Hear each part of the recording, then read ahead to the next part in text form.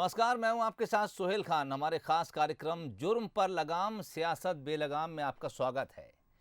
गुंडे बदमाशों का सारा साम्राज्य खड़ा होता है डर की नींव पर। गुंडे ना कोई वैध धंधा करते हैं और ना ही कहीं नौकरी, ना उन्हें इनकम टैक्स देना पड़ता है और ना महंगाई की चिंता होती है। उनके धंधों में बरकत भी खूब देखने को मिलती है। ऐसा लगता है मानो किसी ने दिन दोगुनी और रात चौगुनी तरक्की वाली कहावत शायद गुंडे बदमाशों के लिए ही लिखी थी। गुंडों बदमाशों की अकूत संपत्ति की जानकारी पुलिस को अगर मिलती भी है तो पत्र लिखकर इनकम टैक्स, ईडी या अन्य संबंधित विभाग को भेज दी जाती है। फिर सरकारी जांच का क्या होता है ये यहां कहने की जरूरत नहीं है। गुंडे बदमाश अगर पनपते हैं तो शायद पुलिस की कमजोरी, कानून की विसंगति और आम आदमी का डर इसकी वजह है। लेकिन अगर इन पर कभी सख्ती से कार्रवाई की जाती है तो वो सही है या गलत, या आपको सियासत करने वाले समझाने फौरन आ जाते हैं और शुरू हो जाता है आरोप प्रत्यारोप का खेल। अगले आधे घंटे में हम इसी पर चर्चा करेंगे और पूछेंगे नेताओं से कुछ सुलगते सवाल।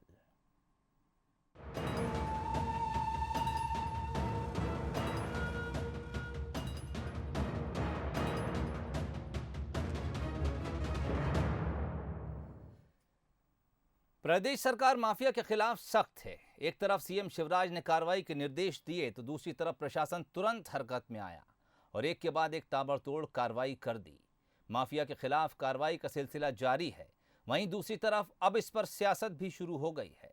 तमाम मुद्दों पर हम हमारे मेहमानों से चर्चा करेंगे, लेकिन उससे पहले देखिए हमारी ये खास रिपोर्ट।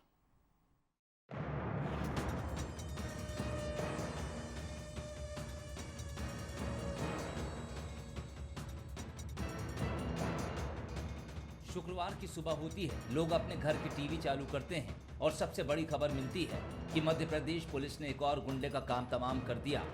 गुरुवार देर रात रतलाम के तेहरे हत्याकांड के मुख्य आरोपी दिलीप देवल का एनकाउंटर हो जाता है। हालांकि पुलिस के 2 सब इंस्पेक्टर सहित 5 पुलिसकर्मी भी जख्मी होते हैं, लेकिन एक और गुंडे का राज प्रदेश से हमेशा के लिए खत्म हो जाता है। मैंने कल भी कहा था कि राम राज्य स्थापित करने की कल्पना ये सिर्फ बातों में नहीं है, धरातल पे उतारेंगे। और इसलिए अपराधी कितने भी बड़े हों, मध्य प्रदेश की सरजमी को छोड़ दें या सुधर जाएं, अन्यथा हर्ष इस दिलीप जैसा ही होगा। ये पहला मौका नहीं था जब गृह मंत्री नरोत्तम मिश्रा ने सख्त लहजे में गुंडों को सुधरने की हिदायत दी। पहले भी कई बार चेतावनी दे चुके हैं, बावजूद इसके अपराधों में कोई कमी नहीं देखी गई। माफिया पर लगाम लगाने के लिए शिवराज सरकार का एंटी माफिया अभियान भी जारी है, जिसके तहत अगर पिछले एक हफ्ते की कार्रवाई पर नजर डालें तो सबसे ज्यादा कार्रवाई इंदौर में की गई।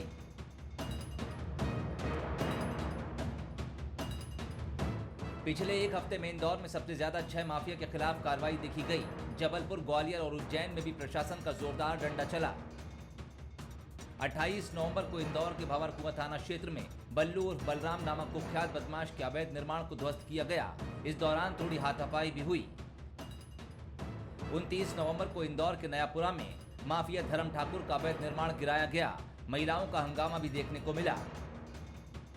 1 दिसंबर को निशाने पर रहा बदमाश रघुवीर, उसका 3 मंजिला मकान जमींदोज कर दिया गया।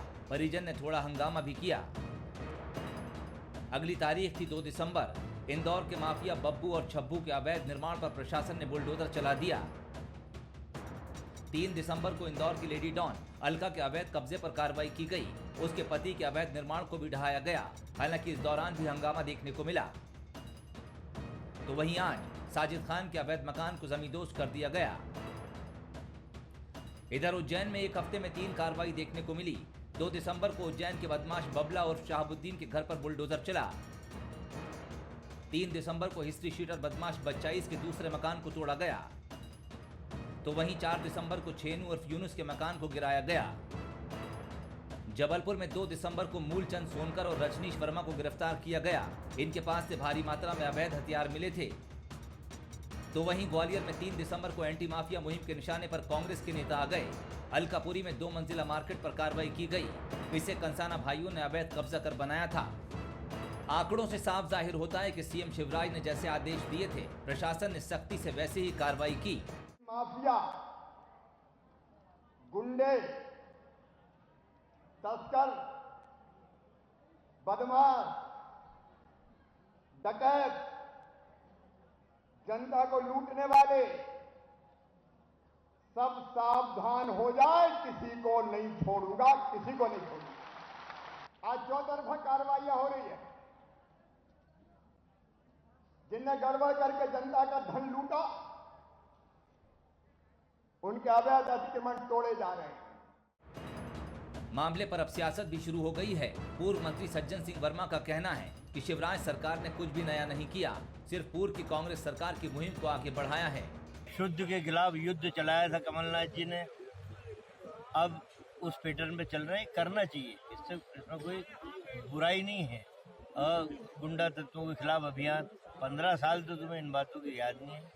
अभी गौशाला और गौ माता का जहाँ तक बहरहाल माफिया पर प्रशासन की कार्रवाई जारी है। कार्रवाई पर आरोप प्रत्यारोप का दौर भी जारी है। जुर्म पर लगाम लगे या न लगे, लेकिन सियासत बेलगाम जरूर है। Bureau report, Bansal news. चलिए, मुहिम जारी है। गुंडे बदमाशों पर प्रशासन का बुलडोजर लगातार चल रहा है और आज इसी से जुड़े कुछ सवालों के जवाब हम ढूंढने की कोशिश करेंगे। बीजेपी प्रवक्ता महेश शर्मा इस वक्त हमारे साथ जुड़ गए। महेश साहब, स्वागत है बंसल न्यूज में आपका। और इसके साथ ही जितेंद्र मिश्रा जी भी हमारे साथ जुड़ गए हैं, प्रवक्ता हैं कांग्रेस के। वहीं RLS यादव साहब भी हमारे साथ फोन लाइन पर जुड़ गए हैं, पूर्व DGP हैं और कानूनी जो कुछ पेचीदगियां इस तरह के तमाम अभियान चलाने में आती हैं, जब हम उस पर बात करेंगे, चर्चा करेंगे, तब हम RLS यादव साहब से भी उनकी राय ज़रूर जानेंगे। फिलहाल मैं रुक करूँगा जितेंद्र मिश्रा साहब की तरफ, कांग्रेस प्रवक्ता हैं। जितेंद्र साहब, अगर गुंडे बदमाशों के खिलाफ सरकार एक बड़ा अभियान चला रही है तो कांग्रेस के पेट में दर्द क्यों होता है? नहीं, देखिए सोहेल जी, कि कांग्रेस का कोई नेता इसमें विरोध में बयान दे रहा हो तो आप बताइए। गुंडे बदमाशों पर कार्रवाई होना चाहिए, इसके खिलाफ हम नहीं है, लेकिन चीन के कार्रवाई अगर होगी तो उसका विरोध किया जाएगा। आप ये देखिए कि जब हमारी सरकार बनी थी तब हमने इनके खिलाफ जो अभियान शुरू किया था, आप उसी अभियान को आगे बढ़ा रहे, कोई हमको तकलीफ नहीं है। अच्छा, गुंडे बदमाशों के खिलाफ कार्रवाई होना चाहिए। हमने शुद्ध के लिए युद्ध किया, आपने देखा आज क्या हालत है। फिर माफिया, दूध माफिया सक्रिय हो गया, नकली मावा, नकली पनीर बाजार में फिर उपलब्ध होने लगा। एक चीज, भू माफियाओं के खिलाफ देखा आपने किस कदर हमने कार्रवाई की थी। आज कार्रवाई अगर सरकार कर रही है तो निश्चित तौर पर उस योजना को आगे बढ़ाने का प्रयास कर रही है। लेकिन इसके साथ साथ यदि आप कांग्रेस के कार्यकर्ताओं को जबरदस्ती प्रताड़ित करने का प्रयास करेंगे तो विरोध होगा। गुंडे बदमाशों को लेकर कोई भी राजनीतिक दल गुंडे बदमाशों के साथ खड़ा नहीं होता है। आप ये देखिए, भू माफियाओं में हमारे पास जो 11 महीने का समय था, उसमें भू माफियाओं के खिलाफ कितनी कार्रवाई की गई थी, जगह जगह कार्रवाई हुई थी। हम तो इससे आगे जाके शिक्षा माफिया के लिए जो व्यापम में शिक्षा माफिया का रोल था उसको भी पर्दाफाश करने वाले थे। ई टेंडरिंग के माध्यम से जो टेंडर को लेकर मिश्रा साहब, सरकार आपकी 15 महीने रही जरूर थी मध्य प्रदेश में, लेकिन हमने उस दौरान भी ये देखा था जब गुंडे माफिया पर कार्रवाई आपकी सरकार के जरिए की जा रही थी, तब बीजेपी का ये आरोप था, उनका कहना था कि बीजेपी कार्यकर्ताओं को चुन चुन कर टारगेट किया जा रहा है, जो आरोप इस वक्त अब कांग्रेस लगा रही है। देखिए सवाल इस बात का है, खाली आरोप के लिए आरोप नहीं लगाना है सोहेल जी। हमारे पास उसके सबूत है कि आपने सैंक्शन बिल्डिंग को आपने स्टे के ऊपर भी कार्रवाई कर दी है। ये बदले की भावना की कार्रवाई होती है। आप ये देखिए कि आपने 15 ये भूमाफिया और जो माफिया मध्य प्रदेश में पनपा है, क्या ये साल भर में पनप गया सोहेल जी? 15 सालों से सरकार की इच्छा शक्ति नहीं थी, इसलिए आज ये भूमाफिया इतना ज्यादा मध्य प्रदेश में सर उठा करके बोलने लगा। कहीं ना कहीं अगर आपको इस पर कार्रवाई करनी थी तो 15 सालों से आप सरकार में बैठे क्या कर रहे थे? आपको लगातार इन पर कार्रवाई करना। आपके एक अध्यक्ष थे भारतीय जनता पार्टी के, प्रभात झा, जो आरोप लगाते थे किसी एक व्यक्ति के ऊपर कि वो तो बहुत बड़े भूमाफिया, 1000 पन्नों की फाइल लेकर के घूमते थे। अब वो उनके दल में आ गए तो कहते हैं आप मेरे गले में उंगली भी डाल दोगे तो एक शब्द नहीं बोलूंगा। तो मेरा ये कहना है कि अगर आप पहचान के कार्रवाई करेंगे तो निश्चित तौर पर गलत है। एक सिरे से कार्रवाई होना चाहिए। कांग्रेस का कार्यकर्ता हो, भारतीय जनता पार्टी का कार्यकर्ता हो, कोई किसी के साथ खड़ा नहीं रहेगा। लेकिन अगर बदले की भावना, अभी आपने देखा क्या हो रहा है, आपने स्टेज उस बिल्डिंग पे था वो गिरा दिया, आपने किस कांग्रेस के जिला अध्यक्ष का जो कि स्वीकृत उसको तोड़ने का प्रयास कर दिया। तो मेरा ये कहना है कि इस तरह की कार्रवाई, बदले की भावना की कार्रवाई है सोहेल जी, उसका विरोध किया जाएगा। आप ये देखिए, मध्य प्रदेश में आप भूमाफिया की बात कर रहे हैं, मध्य प्रदेश महिलाओं में अत्याचार के मामले में देश में नंबर 1 था। ठीक। मुख्यमंत्री की मां के गले से चैन छीन ली जाती है, इससे बड़ा क्या उदाहरण मध्य प्रदेश में दिया ठीक, जाए। ये इन मुद्दों पर मैं आता हूं जितेंद्र जी। जी। महेश शर्मा साहब की तरफ रुख करूंगा। महेश साहब, दरअसल अब कांग्रेस भी वही भाषा बोल रही है जो आज से 8 महीने पहले बीजेपी बोलती थी। जब कमलनाथ ने, तत्कालीन सीएम ने, गुंडे माफिया के खिलाफ अभियान शुरू किया तो इसी तरह के बयानात बीजेपी की तरफ से आते थे। और अब जब कार्रवाई बीजेपी की तरफ से हो रही है तो कांग्रेस का कहना है कि गुंडे बदमाशों से हमें एतराज़ नहीं है, लेकिन अगर आप चुन चुन कर कांग्रेसियों को निशाना बनाएंगे तो एतराज़ जायज़ है। क्या कहेंगे आप? ये राजनीति है, क्योंकि अगर आज कांग्रेस की तरफ से हो रही है तो 8 महीने पहले बीजेपी की तरफ से थी। देखिए सोहेल जी, मेरे मित्र ने जो बात कही निश्चित रूप से उससे सहमत हूँ जी। कि कहीं ना कहीं जो है कार्रवाई जो होनी चाहिए वो निष्पक्ष और प्रभावी होनी चाहिए। जी। भारतीय जनता पार्टी की सरकार की मंशा बहुत स्पष्ट है। ठीक। हमारी सरकार जब 15 वर्षों में रही तब हमने सिमी के नेटवर्क को ध्वस्त करने का काम इस मध्य प्रदेश की धरती पर किया। जी। हमने डकैतों को पूरी तरीके से सफाया करने के लिए मध्य प्रदेश की धरती पर काम किया। तो हमारी सरकार की मंशा बहुत स्पष्ट है कि सुशासन होना चाहिए।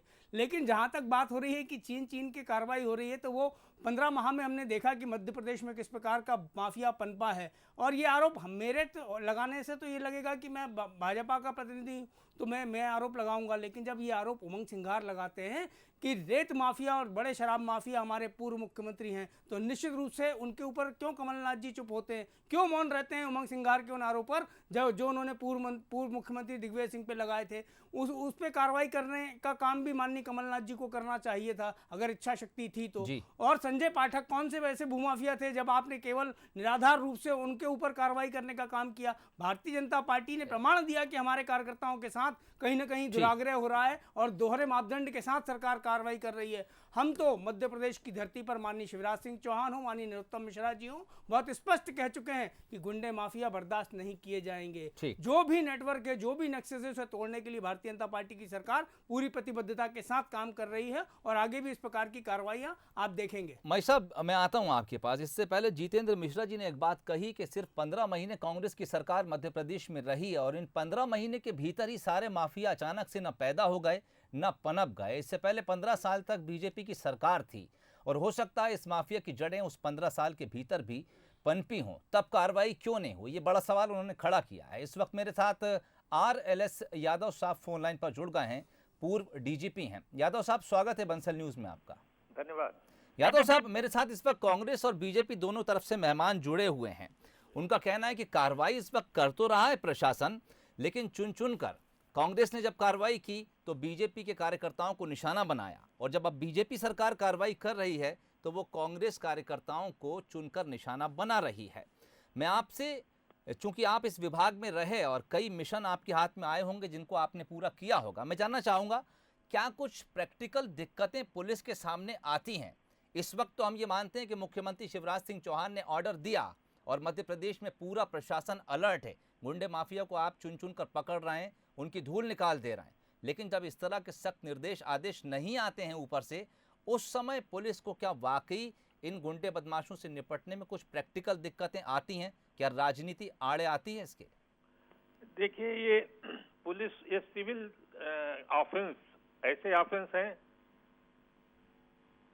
जी, ऐसे ऑफेंस है जिसमें कि पुलिस का रूटीन के काम में ऑफेंस नहीं आते हैं। ये अनधिकृत रूप से जमीन पर कब्जा करना, मकान लेना, कानून का उल्लंघन करना, बिना अनुमति के या अनुमति ले के कोई मकान बना लेना गलत तरीके से, ये सब उस तरह के लोग हैं। और इस तरह से उन्होंने बहुत से सरकारी जमीन का, लोगों की जमीन का पर कब्जा कर रखा है।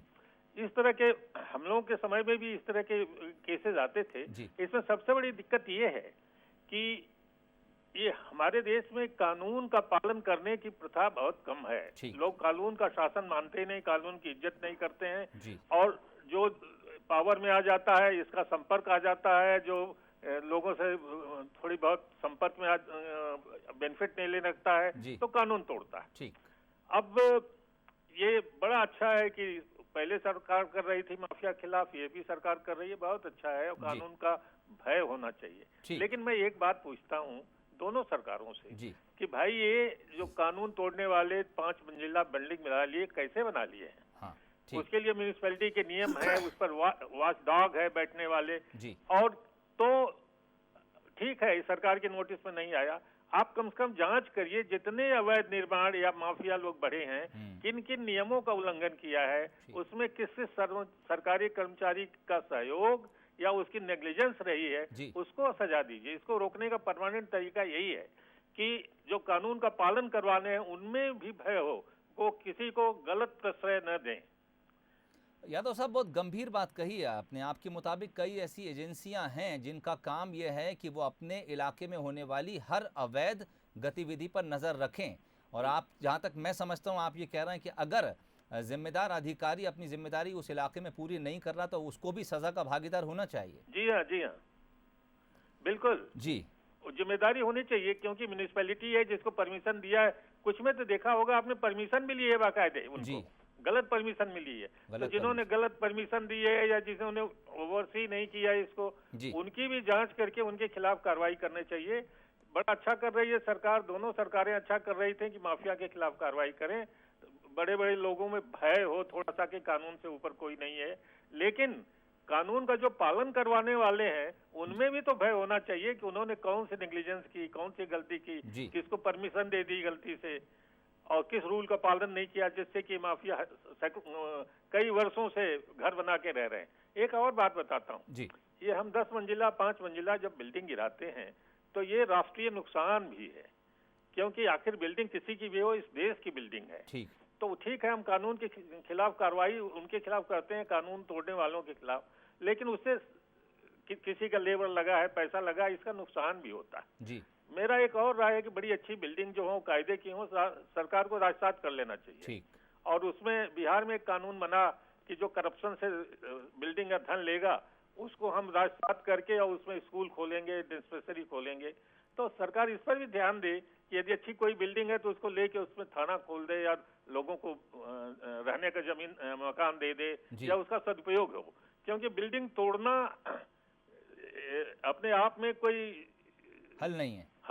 ठीक ठीक ठीक ठीक, बिल्डिंगें और भी बन जाएंगी। हाँ बिल्डिंग ठीक। यादव साहब बहुत बहुत शुक्रिया हमसे बातचीत के लिए। कई महत्वपूर्ण बातें आरएलएस यादव साहब ने रखी। उन्होंने कहा कि पुलिस का उतना अहम रोल नहीं है। दरअसल जिस वक्त अपराध पनप रहा होता है, और ख़ासतौर उन्होंने अवैध निर्माण को लेकर ये बात कही, उन्होंने कहा कि कई और भी ऐसी एजेंसीज़ हैं जिनकी ये जिम्मेदारी है कि वो अपने एरिया में जो उनके एरिया ऑफिसर होते हैं वो इस बात को पुख्ता तौर पर परखें कि क्या कुछ उनके इलाके में चल रहा है। इमारतें 1 मंजिला 2 मंजिला और 5 मंजिला 1 महीने 2 महीने में नहीं खड़ी हो जाती, बरसा बरस पुरानी ये इमारतें हैं। बीजेपी और कांग्रेस की तरफ से मेहमान मेरे साथ मौजूद हैं। महेश शर्मा साहब, आपके पास आना चाहूँगा। 15 साल कांग्रेस सरकार रहकर गई, आपको क्या लगता है कि क्या सारे गुंडे माफिया बदमाश इन 15 महीनों में पनप गए, या फिर इनकी जड़ें आपकी तत्कालीन बीजेपी सरकार के समय भी थीं और कार्रवाई में कुछ चूक उस वक्त हुई होगी? देखिए सोहेल जी, भारतीय जनता पार्टी ने अपने 15 वर्ष के कालखंड में भी लगातार समय समय पर कार्रवाई की, चाहे इंदौर हो, भोपाल हो, ग्वालियर हो, जबलपुर हो, और उसमें हम किसी प्रकार का कोई भेदभाव ना करते हुए, चाहे कितना ही रसूखदार व्यक्ति हो, उस पर प्रभावी कार्रवाई करने के लिए प्रतिबद्धता के साथ हमने काम किया। इसके बाद जब 15 माह का इनका कालखंड आया, उसमें किस प्रकार की उहापोह उठापुठक की स्थिति बनी, मंत्री जब इस प्रकार के आरोप लगाएं और विधायक जब इस प्रकार के आरोप लगाएं, सरकार के बड़े बड़े लोग जब कटघरे में खड़े हों निश्चित रूप से कि माफिया को संरक्षण देने का आरोप अपनी ही सरकार पे लगा रहे हों, तो निश्चित रूप से मध्य प्रदेश में क्या स्थिति बनी। उस दौरान उनको लगा, गुंडे माफियों को, कि हमारी सरकार आ गई है। कहीं ना कहीं उन्होंने ये महसूस किया कि अब हमें कोई संरक्षण देने वाला आ गया है। तो 15 माह के अंदर जिस प्रकार की उठापटक हुई, उसके कारण भी इसमें तेजी आई, लेकिन उसको अब हम पूरी तरीके से नेस्तनाबूद करने की दिशा में काम कर रहे हैं। और माननीय मुख्यमंत्री जी, माननीय गृह मंत्री ने बहुत स्पष्ट निर्देश दिए हैं कि मध्य प्रदेश की धरती पर गुंडे और अराजक तत्व अब बर्दाश्त नहीं किए जाएंगे। ठीक, जितेंद्र मिश्रा साहब की तरफ चलूंगा। जितेंद्र जी, आपने सुना महेश शर्मा दरअसल एक ऐसा आरोप लगा रहा है। उनका कहना है कि जब 15 महीने आपकी सरकार रही, आपके नेताओं ने ही अपने आला नेताओं पर इस तरह के सवाल खड़े कर दिए कि ये गुंडे माफियों का संरक्षण देते हैं उनको। क्या आपको नहीं लगता कि पार्टी के भीतर जो बयानबाजी हुई थी उसका नुकसान अब आपको भुगतना पड़ रहा है? सोहेल जी, मैं ये बताना चाह रहा हूँ कि बहुत बढ़िया सवाल किया था आपने कि क्या हमारी 11 महीने की सरकार में माफिया पनपा। माफिया कब बनता है? जब उसे 2-4-10 साल तक राजनीतिक संरक्षण मिले, तब जाकर के माफिया बनता है। 15 सालों की सरकार में आपको कार्रवाई की याद नहीं आई, आपने लगातार संरक्षण दिया, तभी जाके भूमाफिया आपके मंत्री ने, तत्कालीन मंत्री ने अपने ही एक आला नेता पर ये बयान दे दिया था कि ये तो गुंडे माफियाओं को संरक्षण देते हैं। बिल्कुल, मैं बता रहा हूँ हाँ, आपको, उस पे जवाब दें मैं आपको बता रहा हूँ जी, सोहेल जी। बताइए। सबसे पहली चीज तो मैं ये कह रहा हूँ कि 15 सालों में संरक्षण मिला, जब ही जाकर के माफिया पनपा। एक चीज, ठीक, हमारे मंत्री ने जो आरोप लगाया था, वो उसकी कार्रवाई उस पर हुई है, जो हुई है वो आपके क्या सामने कार्रवाई रखी है। हुई जनता को एक बताइए चीज। आप। या दूसरी ना चीज, तो आपने उमंग सिंगार जी को कोई नोटिस दिया, ना आज दिग्विजय सिंह जी पे कोई बिल्कुल, कार्रवाई बिल्कुल, की। मैं बता रहा तो हूं, जितेंद्र भाई, क्या देखिए, कार्रवाई हुई जनता को पता नहीं, चलना देखिए, चाहिए। इससे मतलब नहीं होता। पार्टी की कार्रवाई जो होती है पार्टी के प्लेटफॉर्म पे होती है, उसमें गंभीर क्या हुआ आरोप वो हैं, बता- गंभीर बिल्कुल, आरोप, बिल्कुल। रेत माफिया, आज ये शराब देखिए, माफिया के गंभीर आरोप लगाए थे उन्होंने। सोहेल जी, मेरा ये कहना है जी, कि मध्य प्रदेश में महिला अपराधों में नंबर 1 आपके चैनल भी दिखाता है। कारण क्या रहा कि मध्य प्रदेश में अपराध लगातार बढ़ता गया। इवन मैंने अभी एक बात कही थी आपको कि मुख्यमंत्री की मां के गले से चैन छीन ले जाता है। कितना ताकतवर अपराधी यहाँ पे मध्य प्रदेश की धरती पर घूम रहा है कि उसे ये भी संकोच और ये भी भय नहीं है कि मुख्यमंत्री की मां के गले से मैं चैन छीन रहा हूँ। एक चीज, बेटी बचाओ की बात होती है, मध्य प्रदेश बेटियों पर हो रहे अत्याचारों में नंबर 1 है। 15 सालों से मिश्रा सरकार साहब, सो रही मुद्दा थी क्या? भटक रहा है। हम आज देखिए, गुंडे माफिया पर नहीं, बात मैं कर वही रहे हैं। बता- आप मैं दूसरे वही वार्ड बता रहा हूं। निर्माण विलोपित को करने लेकर का बात प्रयास हो रही ना है, करें, मैं बिल्कुल, जनता आपको मैं देख यही रही बात कर रहा हूँ। अब चेन कि खींचना, लगातार महिला माफिया अपराध, ये को थोड़ा सा संरक्षण भटकता है मिलता मुद्दा। रहा। अब आप देखिए, माफिया से जुड़ी हुई एक बात और सामने आ रही। जी, डबरा से संबंध रखते हैं गृह मंत्री कह रहे हैं अपराधियों पे कड़ी कार्रवाई होगी। एक मुकेश परिहार नाम का व्यक्ति जो कि जमानत पे छूट के आया, उसने कांग्रेस कार्यकर्ताओं के ऊपर फिर हमला कर दिया। तो मेरा ये कहना है कि कहीं ना कहीं आपको ईमानदारी से प्रयास करना। हम तारीफ करेंगे इस चीज की कि अगर आपने भूमाफियाओं के खिलाफ जी, कार्रवाई की है, ठीक। तो हमारी सरकार के काम को आपने आगे बढ़ाया। जब 11 महीने की सरकार में हमने देखा कि काम करने का मौका ही नहीं मिल रहा है, जी, लगातार माफिया सक्रिय, चाहे भूमाफिया हो चाहे मिलावट माफिया हो। इवन एक चीज और बताऊं मैं आपको कि टेंडर में भी सरकारी ऑफिसों में माफिया घुस गया था, जो अपने ई टेंडरिंग के माध्यम से महेश साहब, ठेके तक करता। मैं महेश बताऊं साहब, एक क्या चीज, क्या कुछ अभी- लगता है सोहेल जी, आपको? अभी जितेंद्र- अभी सोहेल जी, नहीं। अभी जो डीजीपी साहब ने जो बात कही, जी, वो भी बहुत बढ़िया और उनको बधाई देता हूं। और सरकार को भी मैं ये निवेदन करता हूं जी। कि व्यक्ति बिल्डिंग जो होती है वो सरकारी बिल्डिंग होती है, उस देश की बिल्डिंग होती है, उसमें देश का पैसा अब वो लगा एक होता है। अच्छा- तो अगर आप राजसात वो करने की अच्छा कार्रवाई मशवरा कर है। देंगे, जी, जी, जी। तो निश्चित तौर पर अच्छी बात होगी। बिल्कुल, वो अच्छा मशवरा है। जी। महेश शर्मा साहब, आपके पास आना चाहूंगा। दरअसल देखिए, कांग्रेस की तरफ से जो आरोप लगते हैं, ये सही है कि कार्रवाई वहीं होती है जहां कुछ अवैध होता है। अदरवाइज अगर किसी की लीगल प्रॉपर्टी है और आप उसके ऊपर बुलडोजर चलाने पहुंच जाएंगे, तो वो आदमी कागज लेके फौरन खड़ा हो जाएगा, कोर्ट में जाएगा या फिर स्टे ले आएगा। लेकिन दरअसल जो टाइमिंग है, उस टाइमिंग के ऊपर सवाल खड़े होते हैं। मैं आपको एक छोटी सी मिसाल देता हूं। भोपाल में विधायक हैं आरिफ मसूद, उनका कॉलेज है और कहते हैं कि बड़े तालाब के जो कैचमेंट एरिया, उसके भीतर वो तालाब है। बरसा बरस से वो कॉलेज, वो बिल्डिंग वहाँ पर खड़ी है। लेकिन जैसे ही आरिफ मसूद पर एक केस दर्ज होता है और पुलिस की भाषा में वो फरार होते हैं, उसके बाद वहाँ पर बुलडोज़र पहुँचता है और चला दिया जाता है, अवैध निर्माण तोड़ दिया जाता है। वो उसको चैलेंज इसलिए नहीं करते क्योंकि वो अवैध था, लेकिन टाइमिंग को लेकर सवाल खड़े हो जाते हैं। देखिए, शिकायत प्राप्त होने पर निश्चित रूप से सरकारें कार्रवाई करती हैं और जी। करना भी चाहिए। प्रशासन, जिला प्रशासन का ये दायित्व बनता है कि सरकार कोई निर्देश दे तो उसको फलीभूत करने जी। के लिए जो काम है वो जिला प्रशासन करे। ठीक। जहां तक बात है टाइमिंग की, तो भारतीय जनता पार्टी की सरकार में किसी के साथ भी अन्याय नहीं होगा, ये बहुत स्पष्ट रूप से है। जी। बिल्कुल भारतीय जनता पार्टी की मंशा है। भारतीय जनता पार्टी में जो भी शिकायत प्राप्त होगी, कानून से ऊपर कोई भी नहीं है। ठीक। कोई विधायक हो, सांसद हो, जनप्रतिनिधि हो, कानून सबसे पहले है। कानून सम्मत काम जो है वो भारतीय जनता पार्टी की सरकार करती है। ठीक। कांग्रेस के मेरे मित्र कोरे आरोप जरूर लगाते हैं, इनके पास केवल आरोपों का पुलिंदा होता है। चाहे अभी सरकार के जो घटनाक्रम हुआ उसमें इन लोगों ने किस किस प्रकार के आरोप लगाए थे, जनता ने देखा और जनता ने उसका जवाब भी इनको उपचुनाव में दिया। ठीक, कानून सम्मत कार्रवाई होती है। तो अब जाते जाते ये भी कबूल कर लीजिए या फिर स्पष्ट कह दीजिए कि जो कांग्रेस सरकार ने 15 महीने के दौरान कार्रवाई की थी वो भी ठीक थी। नहीं आप ये देखिए, संजय पाठक कौन से भूमाफिया थे, मध्य प्रदेश के जिम्मेदार लेकिन जनप्रतिनिधि उनके रहे, रिसोर्ट मंत्री रहे। रिसोर्ट का सिर्फ उतना हिस्सा ही केवल तोड़ा गया था मैं जो यही तो कागजों पूछना पर चाहता हूं जिसकी कि परमिशन नहीं थी। किसने भेदभाव के साथ कार्रवाई की और किसने बिना भेदभाव के कार्रवाई पूरा की। आज रिसोर्ट आप नहीं देखिए, तोड़ा गया था। इंदौर से लेके जबलपुर तक, जी। भोपाल से लेके ग्वालियर तक, हर जगह जो भूमाफियाओं के खिलाफ 1000 थानों में लगभग 150 शिकायतें दर्ज जी। हुई हैं और उन शिकायतों पर तत्काल प्रभाव से कार्रवाई भी सरकार ठीक। कर रही है। सरकार की मंशा बहुत स्पष्ट है, मध्य प्रदेश में सुशासन देना है। मध्य प्रदेश में बिल्कुल, और जिस प्रकार से सुशासन 15 माह में जनता सुशासन की देने का जरूरत काम भी किया, है। उससे बाहर निकाल साहब, मेरे मध्य पास प्रदेश को समय विकास खत्म हो की रहा है। नई इबारत जी। लिखने की तरफ हमको आगे बढ़ना है। ठीक, मेरे पास समय खत्म हो रहा है। सुशासन हर एक की जरूरत है, वक्त की जरूरत भी है। और दरअसल जितेंद्र मिश्रा, कांग्रेस प्रवक्ता, उनका भी ये कहना था कि जो कुछ इलीगल है उसके खिलाफ कार्रवाई होना चाहिए और कांग्रेस भी इसका समर्थन करती है। लेकिन चुन चुन कर किसी को अगर निशाना बनाया जाएगा तो फिर कांग्रेस को कुछ तकलीफ होती है या फिर उनका जो शिकायत है वो सामने आती है। उनका कहना है कि कार्रवाई होनी चाहिए और बहुत फेयर तरीके से होनी चाहिए। वहीं महेश शर्मा साहब का दावा है कि सरकार इस बात की कोशिश में है कि वो लोगों को सुशासन दे सके। गुंडे बदमाशों पर कार्रवाई का समर्थन हम भी करते हैं और ये लगातार होनी चाहिए। इसको जड़ से खत्म होना समाज के लिए बेहद ज़रूरी है। महेश शर्मा साहब आपका, जितेंद्र मिश्रा साहब आपका और RLS यादव साहब, आप तीनों का हमसे जुड़ने के लिए, चर्चा में शामिल होने के लिए बहुत बहुत शुक्रिया। इजाज़त दीजिए, नमस्कार।